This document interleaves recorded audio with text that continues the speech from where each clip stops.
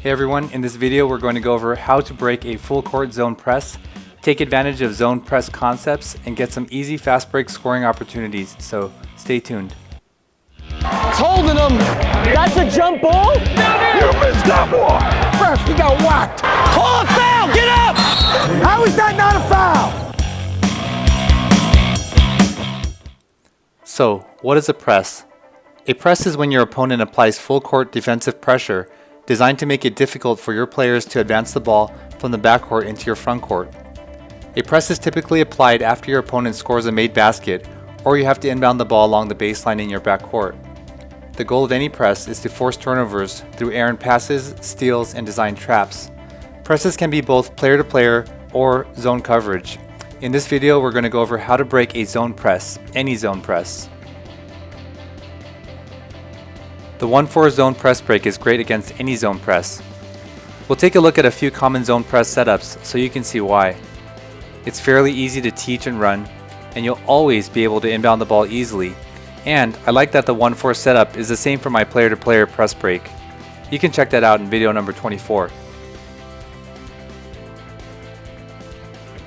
So, what are the weaknesses of this press break?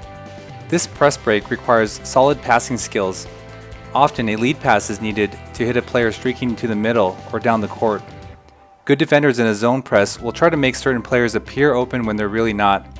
Good judgment is needed to determine whether or not to make a pass. Moving the ball up the court is always faster by passing rather than dribbling. A ball handler who likes to dribble a lot can get you in trouble. And lastly, the 1-4 setup can take some time to get into, and an opponent can catch your team off guard if they suddenly spring a press on you. If you're at a level where presses are common, you should prepare your players beforehand, or you can always call a timeout and set up your press break. So what is a zone press? A zone press is where the defenders are positioned in a particular zone formation, instead of a player-to-player press where defenders are matched up against each offensive player. Let's take a look at the 3 most common zone presses. Here, we are inbounding the ball after our opponent makes a basket and are going in this direction.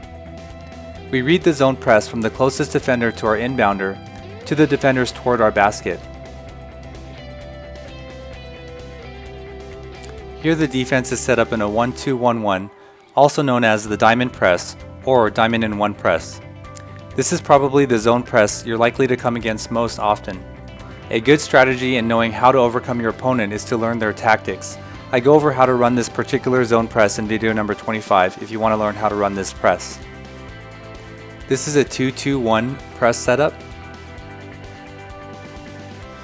and this is a 1-3-1 zone press setup.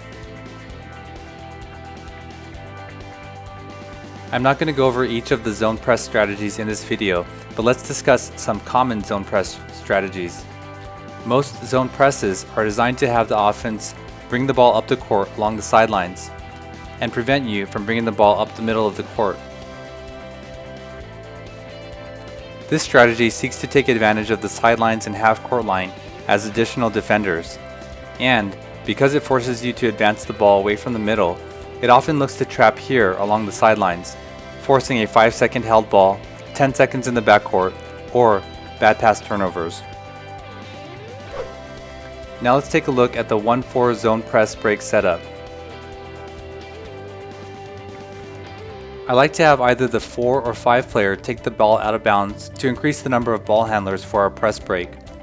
The other players are lined up above the free throw line extended, and our 1 and 2 players are at the elbows.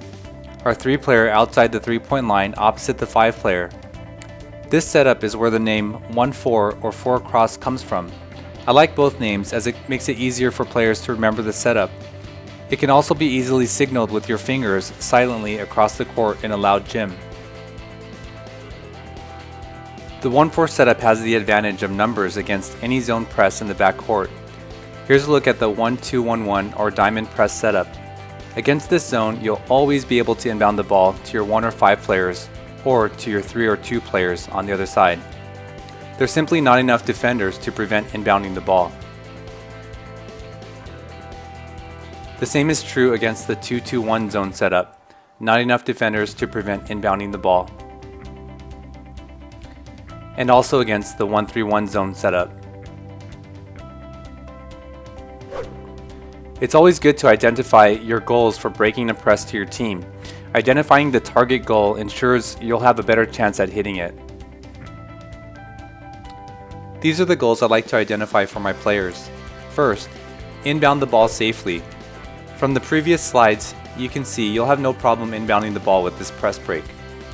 Our second goal should be to advance the ball into the front court. And our last goal is not to turn over the ball. No turnovers.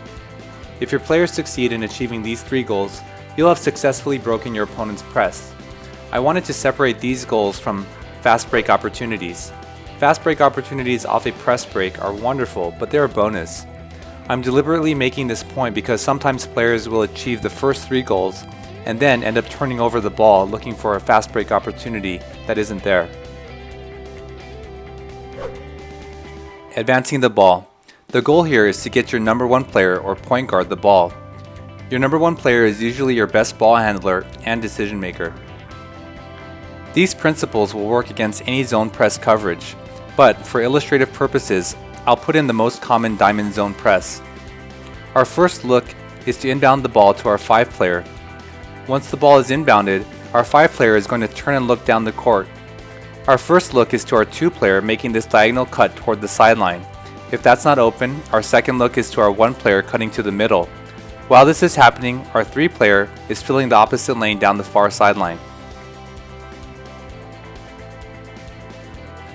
If we get the ball to our 2 player here on the first look, our 1 and 3 players will fill the lane, and we should have a 3-on-1 or 3-on-2 fast break opportunity. From here, you can either attack from the wing or get the ball to your 1 player in the middle.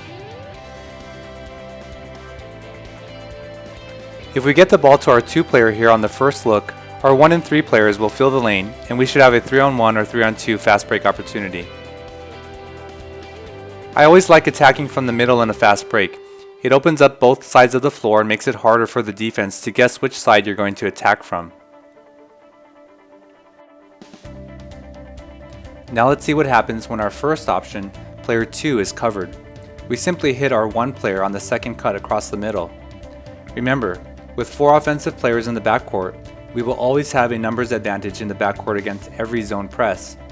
A good pass fake to player 2 can often shift the defense and get player 1 more open. Don't hold the ball for too long, the defense is looking to trap you. Pass the ball up the court to break the press. Once we get the ball passed to our 1 player in the middle, we can attack from multiple angles.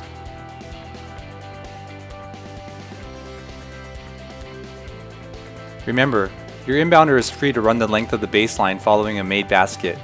Teach your players never to inbound the ball under the basket or risk hitting the backboard on a long or high pass. Practice running this play from both sides of the floor. The options are the same: inbound to your player closest to the sideline and look down the court for open players. Getting the ball to the middle of the court allows for fast break attacks from both sides or straight down the middle. If you score enough fast break points while your opponent is pressing, they're likely to call off their press. If for some reason the defense overplays the inbound pass to your 3 or 5 player, look to inbound the ball directly to your 1 player and you're off in a fast break situation. Hey everyone, thanks for watching my video on how to run a 1-4 zone press break. If you like this, please leave a like. If you like the content, please subscribe. In this video, we covered how to break a full court zone press. I didn't really go over how to execute a fast break, because simply getting out of the backcourt and into your front court without turning over the ball is a victory. If you've advanced to your goal with the advantage in numbers, that's always a bonus. Score some easy fast break points off a press break and your opponents are likely to call off their press really quick. In the next video, video number 24, I'll go over a person-to-person press break so you'll have both in your playbook arsenal. If you're going to try this zone press break, I wish you much success. Leave me a comment and let me know how it worked out for you and your team. If you have recorded a video of your team running this play or any of the plays you've learned from my channel and would like me to create a YouTube video reviewing the execution of the play, please email me at coachrussvideos@gmail.com. Blessings to you and have a great season.